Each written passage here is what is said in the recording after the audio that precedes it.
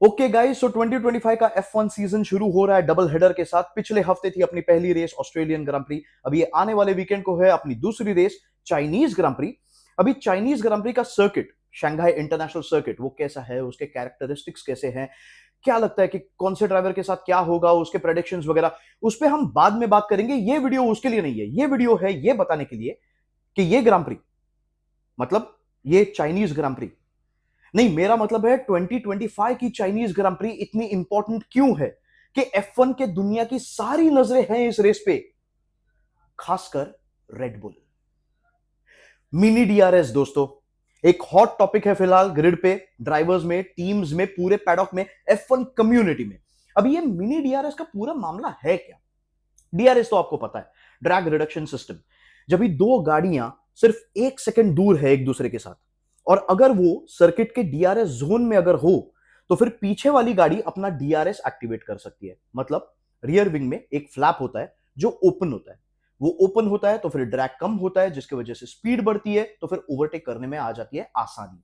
अभी ये विंग से रिलेटेड कुछ रूल्स है, मतलब एक स्पेसिफिक वेट वो सह लेना चाहिए, और वो फ्लैप जब बंद हो तभी उसमें गैप नहीं होनी चाहिए, अगर हुई तो भी 10 टू 15 मिलीमीटर्स, 10 टू 15 मिलीमीटर्स। अभी 2024 में हुआ क्या, मकलारन ने फ्लेक्सिविंग्स का कुछ इस तरीके से इस्तेमाल किया कि नॉन डीआरएस जोन्स में भी, मतलब जब भी वो फ्लैप बंद होता है तभी भी वो विंग के बीच में जो गैप है वो 15 मिलीमीटर्स को एक्सीड करती थी। अभी होता क्या था, हाई स्पीड्स पे वो विंग्स होते थे थोड़े बेंड, थोड़े से फ्लेक्स, जिसके वजह से वो थोड़े से खुल जाते थे, तो फिर वो गैप जो है वो 15 मिलीमीटर्स के थोड़ा ऊपर जाती थी। जाहिर सी बात है, अभी बाकी की गाड़ियां ये 15 मिलीमीटर्स गैप लेके घूम रही है, लेकिन मकलारन घूम रही है थोड़ा ज्यादा विंग लेके, थोड़ी ज्यादा गैप लेके, तो उसके वजह से उनके पास ड्रैग थोड़ा कम है, तो उनके पास स्पीड थोड़ी ज्यादा है, तो इसलिए उनके पास एक बहुत बड़ा एडवांटेज है बचे हुए 18 गाड़ियों पे। अच्छा, ये मिनी डीआरएस का इस्तेमाल सिर्फ हाई स्पीड्स के लिए नहीं होता। नेचुरली गाड़ी को अगर ज्यादा स्पीड मिल रही है तो फिर एक गाड़ी रियर विंग पे हाई डाउनफोर्स सेटिंग्स लेके दौड़ सकती है, जिसका मतलब टर्निंग और कॉर्नरिंग एबिलिटी ज्यादा है और टायर मैनेजमेंट भी बढ़ता है। ऑब्वियसली कुछ टीम्स ने एफआई के पास कंप्लेंट्स की इसके बारे में, कुछ टीम्स मतलब रेडबुल, लेकिन एफआई के पास ऐसा कोई भी रूल या फिर रेगुलेशन नहीं था जो ये कहता है कि ये गैप जो है वो हवा की वजह से नेचुरली बढ़ नहीं सकती। यानी दोस्तों, ये ठहरा एक लूप होल। 2024 में मकलारन ने इस लूप होल का बहुत बड़ा एडवांटेज लिया। वर्ल्ड कंस्ट्रक्टर्स चैंपियन ठहरी है मकलारन। रेडबुल ने बहुत सारे कंप्लेंट्स की, लेकिन उसका कोई लास्ट ईयर एटलीस्ट कोई यूज नहीं हुआ। अभी हुआ ये कि 2025 के स्टार्टिंग में एफआईए ने एक रूल लाया है जो इस लूप होल को एलिमिनेट कर देता है। ठीक है, अभी एक रूल बताता है कि हवा की वजह से भी नॉन डीआरएस जोन्स में ये गैप बढ़ नहीं सकती। अब ये गैप वो ही रहनी चाहिए जो रूल्स और रेगुलेशंस बताते हैं, 10 टू 15 मिलीमीटर्स। लेकिन ये जो नया रूल एफआईए ने लाया, उसमें उन्होंने सिर्फ वो ही फ्लैप कंसिडर किया है जो डीआरएस के लिए इस्तेमाल होता है। मतलब एक रियर विंग में जो वो फ्लैप होता है जो डीआरएस के नाम पे खुलता है, बस उसी को कंसिडर किया।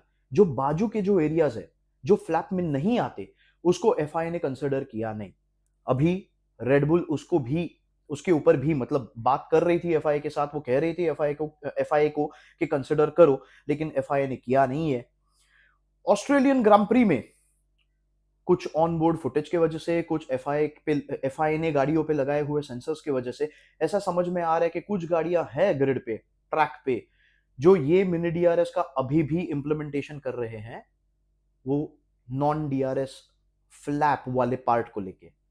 मतलब वो ही अभी जो लूप होल है, जो नया रूल लाने के बाद जो एक लूप होल बचता है, तो उसको भी एक्सप्लॉइट करने की कोशिश कर रही है कुछ टीमें। कुछ टीमें मतलब मर्सिडीज, फरारी और मकलारन।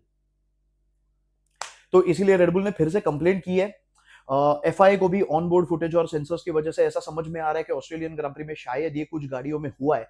इसीलिए चाइनीज ग्रां प्री में एफआईए कुछ नए टेस्ट्स करने वाली है ये रियर विंग्स पे, नए टेस्ट्स जो और ज्यादा स्ट्रिक्ट होंगे, जो ये डिसाइड करेंगे कि ये पार्ट को अगर इस्तेमाल हो रहा है तो फिर ये एक लूप होल है या नहीं, और अगर ये लूप होल है तो फिर उसे एलिमिनेट करना चाहिए, चाइनीज ग्रां प्री के लिए नहीं तो एटलीस्ट जापानीज ग्रां प्री के लिए। लेकिन कुछ रूल्स है जो चाइनीज ग्रां प्री को भी इंप्लीमेंट हो जाएंगे। अभी अभी ऑस्ट्रेलियन ग्रां प्री देखने के बाद हमें इतना तो पता चल रहा है कि McLaren is the favourite for both the championships. बहुत ही फास्ट है गाड़ी, फास्ट से भी ज्यादा बहुत ही पावरफुल है गाड़ी, बहुत ही कंट्रोल्ड है गाड़ी, बहुत ही स्मूथ है गाड़ी। जी हाँ, उसको स्ट्रेट्स पे काफी अच्छा स्पीड है, टॉप स्पीड नहीं है उसका, लेकिन काफी अच्छा स्पीड है। लेकिन उसकी टर्निंग एबिलिटी, उसकी कॉर्नरिंग एबिलिटी, जो ग्रिप मिलती है उसको, और टायर मैनेजमेंट उस गाड़ी का बचे हुए 18 गाड़ियों से कुछ ज्यादा ही अच्छा है। What is the secret sauce to McLaren success? क्या ये मिनी डीआरएस ही वजह है कि मैक्लारेन अब भी इतनी स्ट्रांग गाड़ी है? हमें शायद चाइनीज ग्रां प्री पे पता चलेगा।